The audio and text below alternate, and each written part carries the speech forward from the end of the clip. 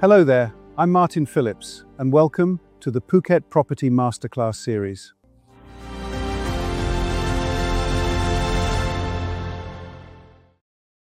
If you've been confused about what's really happening in Thailand's property market, especially if you're Polish and you've been watching it unfold online, in the next 20 minutes, I'm going to cut through all of it. Facts only, no marketing. Let's begin. Before we begin this series, I want to address something directly. Over recent months, we've watched hundreds of comments, videos, and discussions circulating online. We've seen genuine questions mixed together with misinformation, and we've watched buyers become increasingly uncertain about what is true. Rather than responding to individual comments or engaging in online arguments, we decided to produce this educational masterclass. Everything we'll discuss can be verified independently, because our objective isn't to win an argument, it's to help buyers make informed decisions. And if you're Polish and you've spent the last few weeks researching Phuket property online, I completely understand why you might now be confused.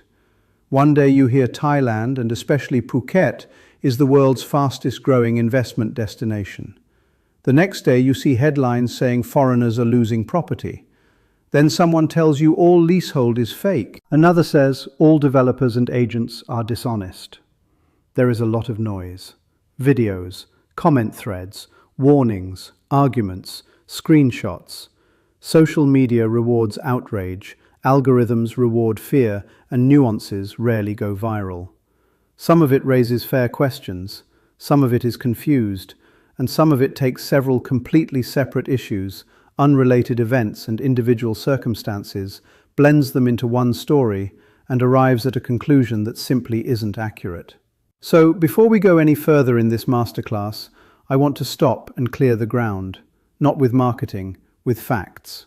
This series is based on Thai law, registered land office documents, independent legal principles, 22 years of practical experience and client consultation. My name is Martin Phillips. I've worked exclusively in Phuket's property market for more than 22 years. Our business began with PhuketProperty.com, established in 1998. Since then, we've been involved in some of the island's largest international property transactions, advised thousands of overseas investors, and lived through every major cycle this market has experienced. The global financial crisis, changes in government, changes in foreign investment law, COVID, and every boom and quiet period in between. Today, together with our development partners Kun Manas, Phuket Plus, and Kun Anocha, we're involved in the development and marketing of more than 1,100 condominium and hotel residences across Bang Tao, Kamala, and Karon. I'm telling you this not to impress you. I'm telling you this so you understand something important, that we've seen these types of patterns before. However, this time, this is not primarily a property or economic problem. It is an information problem. And that's exactly what this masterclass is designed to address through knowledge. And it deserves a direct, honest answer. Let's start with what is genuinely true. In June, Thai police detained 48 people, 27 Thai nationals and 21 foreign nationals, during a coordinated operation across Phuket, Phang Nga, and Krabi. That investigation is still active, and enforcement has continued to expand in the weeks since, including further inspections and hotel licensing inspections across the island. But here is the part that matters, and the part that most online commentary leaves out. What is actually being investigated? The Thai government is targeting nominee structures, arrangements where a Thai individual is placed on paper as the owner or majority shareholder of land or a company, while a foreign investor discreetly retains real control. This has been common practice for years in parts of the villa and land market. It is illegal. It has always been illegal. What's changed is enforcement, not the law itself. The government is also targeting properties operating as unlicensed hotels, renting rooms or villas nightly without the required hotel license. Both of these are legitimate, serious enforcement actions, and frankly, we support them. Why would a developer say that? Because illegal nominee structures and unlicensed operators undercut every legitimate business on Phuket, and they create exactly the kind of headline confusion you've been seeing. Strong enforcement should increase confidence in the Thai property market because it protects legitimate developers and genuine buyers. What is not under investigation and never has been? A foreign national who purchases a condominium unit in their own name, registered at the Land Office, within the legal foreign ownership quota. That is not a nominee structure. There is no Thai name standing in for you. There is no hidden arrangement. Your name is on the title. This is the single most important distinction in this entire conversation, and it is the one that gets lost every time this story is retold online. A properly registered foreign freehold condominium and an illegal nominee land scheme are not the same thing. They are not close to the same thing. Conflating them is like reading a story about a car theft ring and concluding that everyone who owns a car is under investigation. Let's answer the most basic question directly. Can foreigners legally own property in Thailand? Yes.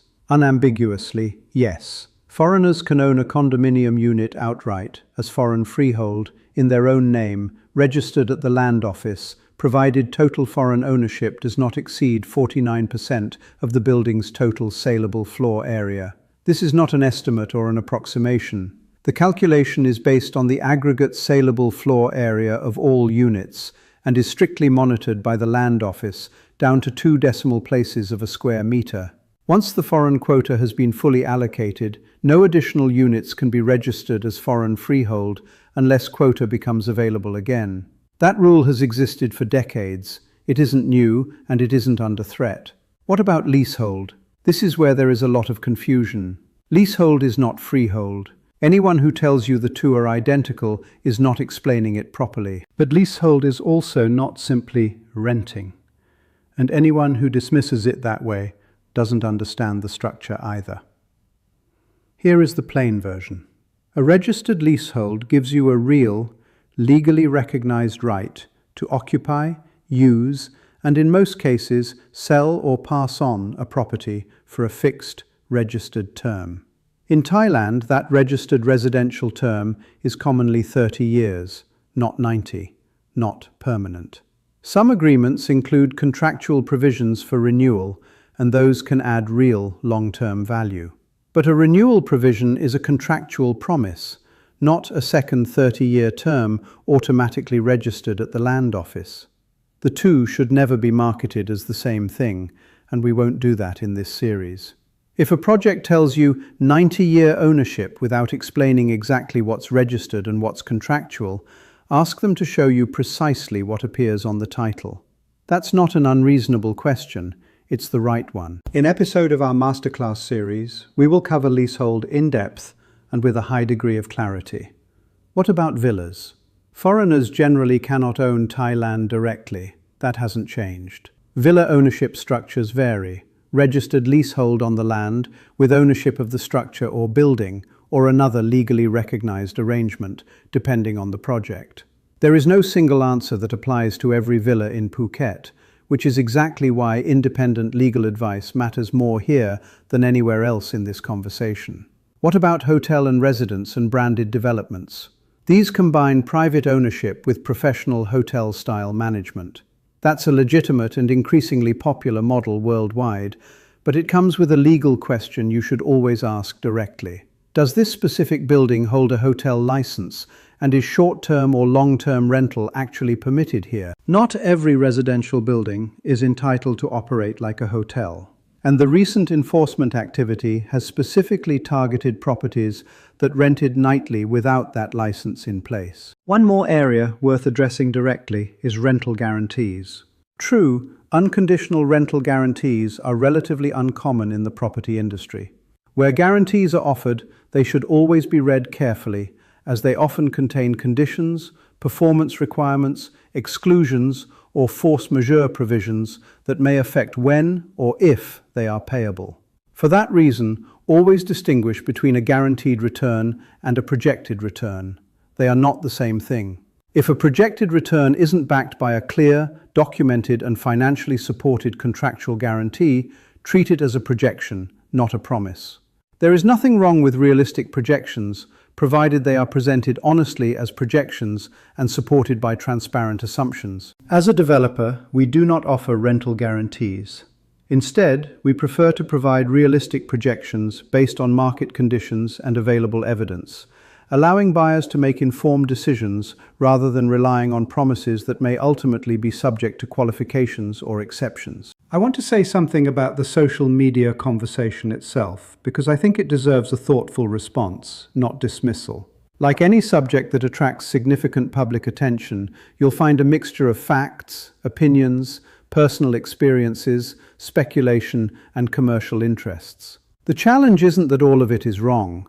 The challenge is that these very different things are often presented as though they carry the same weight. They don't. Some of it comes from content creators and promoters, some independent, some commercially connected to specific projects or agencies, whether or not that relationship is disclosed. That doesn't automatically make what they say wrong. It also doesn't automatically make it right. The same principle applies to developers, lawyers, agents, and even us. Nobody should be believed simply because they speak with confidence or have a large audience. Claims should be supported by evidence. Here's the standard I'd encourage you to apply, to us included. Whoever is telling you something, positive or negative, an influencer, a lawyer, a developer, or a forum post, ask the same 4 questions every time. Where are the documents? Where is the independent legal verification? Is this a registered legal right or simply a verbal assurance? Does this person have a financial or commercial interest in what they're telling you? If someone can't answer those 4 questions, their opinion, however popular the video, however many views, however confident the delivery, isn't due diligence. It's simply content. That applies to glowing promotional videos, and it applies just as much to alarming ones. So here's what we'd actually recommend, regardless of whether you ever buy a single property from us. Use your own independent lawyer, not one selected only by your agent or developer. Ask for the land title, the building permits, and, where relevant, confirmation of the ownership or leasehold structure in writing. Ask exactly what's registered at the land office and what is simply a contractual promise. And treat every rental projection as a projection until someone shows you, in writing, why it's guaranteed. None of that is complicated. None of it requires trusting us or trusting anyone on social media. It just requires documents. Phuket isn't a market that needs to be defended. It's remained one of Asia's most established international property destinations. What it needs, what every buyer deserves, especially when they're investing from thousands of kilometers away, is a straight answer. So here is ours. Foreigners can legally own property in Thailand. That hasn't changed. The current enforcement is aimed at illegal nominee structures and unlicensed operators, not at properly registered condominium ownership. Leasehold is a genuine legal right, not a euphemism, and not the same as freehold, and no responsible developer should ever blur that line. And the right response to online confusion isn't more marketing.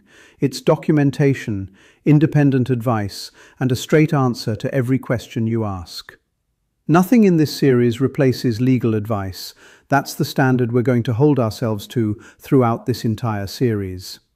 In episode 1, we'll go back to the beginning, why Thailand and why Phuket specifically has remained one of the world's most resilient international property markets for over 3 decades. Thank you for joining us.